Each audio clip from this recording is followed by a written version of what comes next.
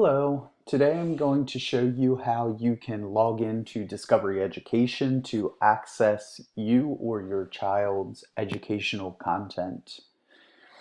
A facilitator has likely placed a Discovery Education link onto your online agenda or onto the course. I've clicked that and opened it here in the window that you can see.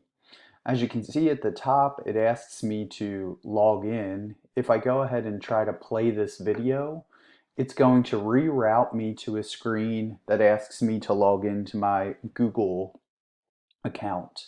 I'm going to use my Google PequayValley.net account to log in.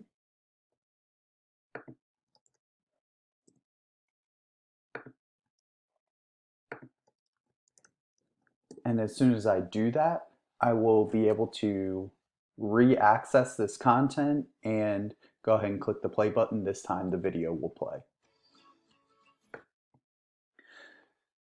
So whenever you use Discovery Education content, you'll be logging in with your Google account. If you've already logged in, you can see now I have my initials up here.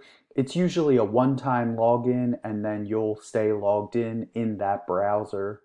So again, using Google to log into Discovery Ed and access that content. I hope that this tutorial was helpful, and as always, thanks for watching.